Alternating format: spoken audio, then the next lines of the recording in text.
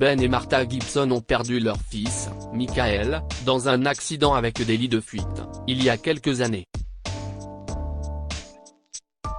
Depuis, le magasin de meubles de Ben faisait faillite petit à petit, et ils pouvaient à peine payer leurs factures jusqu'à ce que des enveloppes d'argent commencent à apparaître sur le pas de leur porte.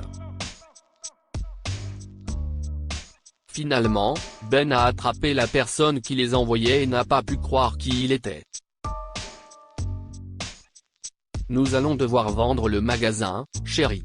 Ça ne marche pas, dit Martha avec un long soupir en regardant les finances de leur magasin de meubles situé à Reno, dans le Nevada. Elle et son mari, Ben, avaient construit le magasin de A à Z, et leur fils, Michael, était devenu charpentier pour le reprendre après eux. Cependant, Michael a été renversé par un conducteur présumé ivre qui a pris la fuite 2 ans plus tôt, et tout a dégringolé pour eux. Ben est devenu inconsolable. Pendant des mois, il a refusé d'aller au magasin car les souvenirs de Michael étaient trop douloureux. Martha a fait de son mieux pour soutenir son mari et tout faire fonctionner, mais ce n'était pas suffisant. Elle s'occupait toujours de la gestion, mais leurs clients revenaient pour les pièces de qualité de Ben et Michael. Personne ne pouvait fabriquer des meubles comme eux, et la réputation de la boutique a fini par se dégrader. Martha essayait de retarder l'inévitable depuis un moment, mais c'était inutile.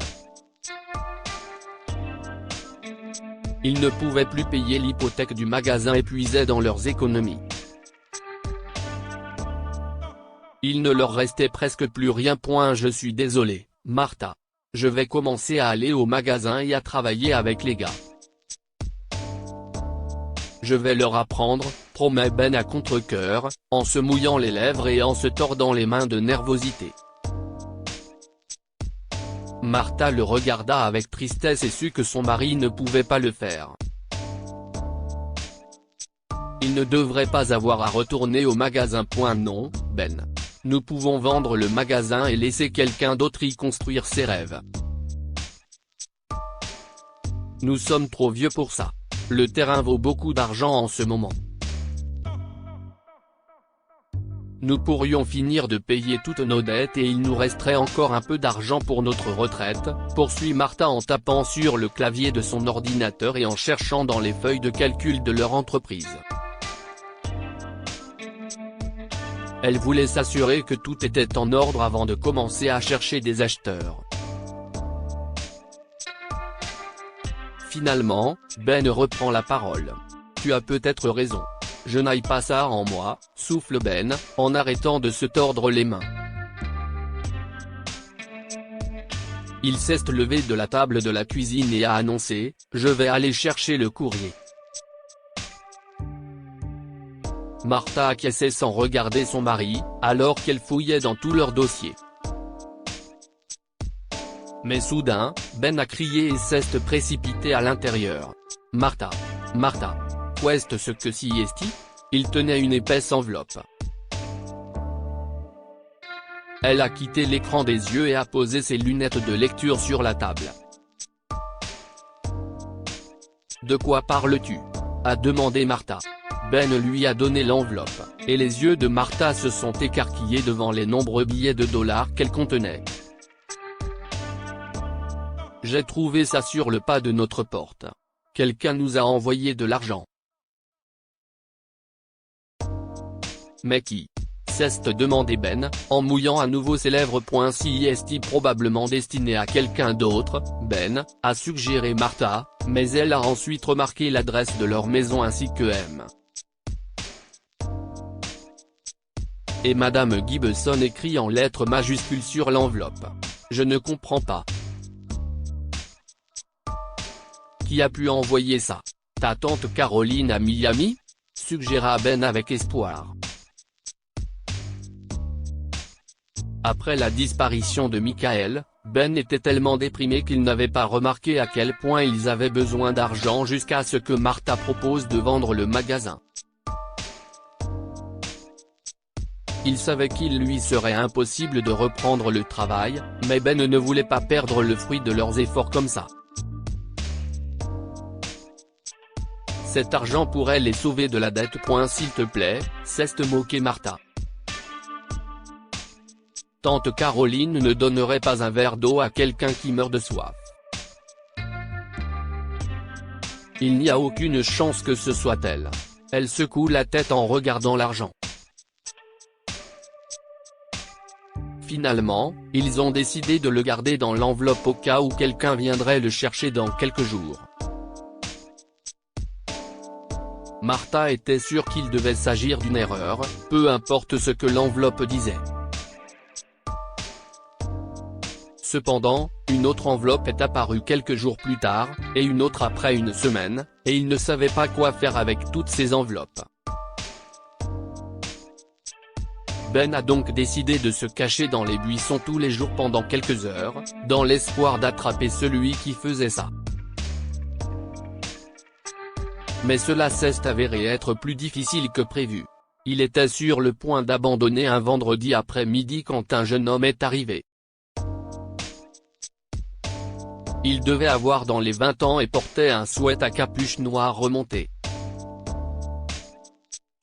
Cela signifie qu'il ne veut pas être attrapé. Ça pourrait être de l'argent volé, pensa Ben, caché derrière les buissons. Le jeune homme a jeté une enveloppe sur leur porche et a commencé à se retourner. CIST alors que Ben a sauté des buissons et s'est précipité vers lui. Le jeune homme le regarda avec surprise mais ne s'enfuit pas quand même. Gibson s'y attendait. Qu'est ce que vous faites ? A commencé Ben, respirant un peu lourdement après avoir sauté et couru pour rattraper le jeune homme. Pourquoi nous envoyez-vous de l'argent ? Qui êtes-vous ? L'homme a regardé ses chaussures et a mis ses mains dans ses poches. Il a soupiré lentement et a finalement levé les yeux. Monsieur Gibson, mon nom est Alec. Je suis celui qui a écrasé votre fils il y a des années, a révélé le jeune homme alors que ses yeux commençaient à briller. La bouche de Ben s'ouvre en signe de surprise, mais son choc se transforme rapidement en colère. Je n'arrive pas à croire que vous ayez le culot de vous pointer ici plutôt qu'au poste de police. J'appelle les flics immédiatement. Mon fils mérite que justice soit faite, a-t-il hurlé à Alec. L'homme a levé les mains, lui demandant de se calmer. S'il vous plaît, voulez-vous écouter ma version ? Je sais que j'ai mal agi. Je sais que je devrais être enfermé. Mais j'essaie de me racheter. Je ne sais pas quoi faire d'autre. A sangloté Alec. Ben voulait lui hurler dessus encore un peu, mais Martha est sortie à ce moment-là. Qu'est ce qui se passe ici ? Dit-elle en regardant les deux hommes debout sur sa pelouse. Elle a croisé les bras et a dit, « Je suppose que c'est vous qui nous avez envoyé de l'argent ?» Alec acquiesce mais ne peut pas parler et fixe le sol avec attention. Martha regarde son mari avec confusion, et Ben pousse un soupir de colère. Martha, voici Alec. Il a quelque chose à nous dire. Rentrons à l'intérieur, exige Ben, en utilisant sa main pour conduire Alec dans leur maison et en fermant la porte. Martha est choquée et se met à pleurer quand Alec lui révèle qui il est. Mais, s'il vous plaît, écoutez-moi. Ce n'est pas une excuse. C'est juste ma version de l'histoire. Ma mère est morte le même jour, et je suis allé boire. C'était tellement stupide, a commencé Alec en secouant la tête de honte. Je n'ai pas vu votre fils traverser la route, et j'ai paniqué. J'ai appelé le 911 mais je ne leur ai donné aucune information. Je voulais juste que l'ambulance le trouve. Pourquoi ne vous êtes-vous pas rendu à la police ? A demandé Ben sévèrement. Parce que j'ai une petite sœur à la maison. Nous n'avons pas d'autre famille. Elle aurait été seule si j'étais allé en prison. Je n'aille pas pu. Je suis vraiment désolé. Mais je devais quand même faire quelque chose pour vous. J'ai investi de l'argent pendant des années, espérant en accumuler assez pour vous donner quelque chose de substantiel. Comme une restitution.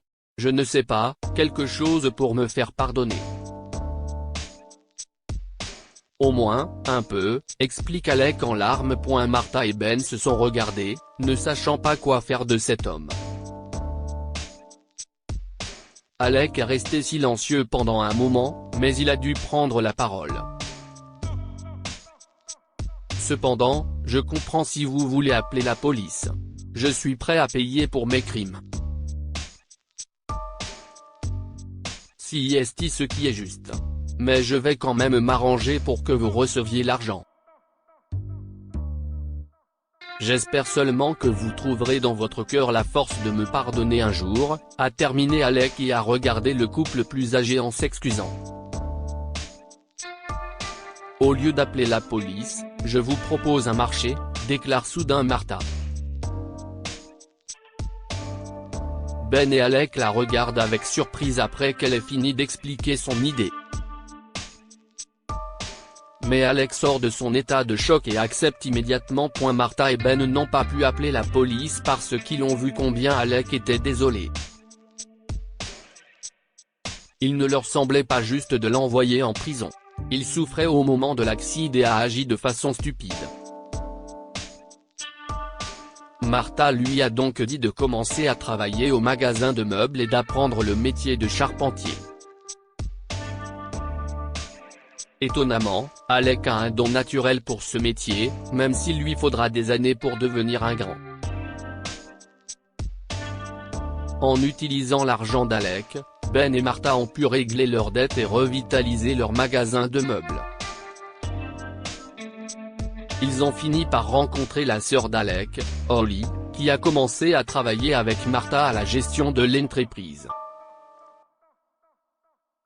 Pendant ce temps, Ben a finalement recommencé à aller au magasin et a formé un beau lien avec Alec et sa sœur. Ils sont devenus aussi proches que la famille, et Alec était heureux d'avoir gagné leur pardon. Que pouvons-nous apprendre de cette histoire? Expiez vos erreurs. Vous devez vous excuser et réparer vos erreurs, même si elles sont horribles. Ne jamais conduire en état d'ébriété. Alec a causé une horrible tragédie pour la famille Gibson lorsqu'il a décidé de conduire en état d'ébriété. Partagez cette histoire avec vos amis. Elle pourrait égayer leur journée et les inspirer. Abonnez-vous à Mon Mama sur Google News.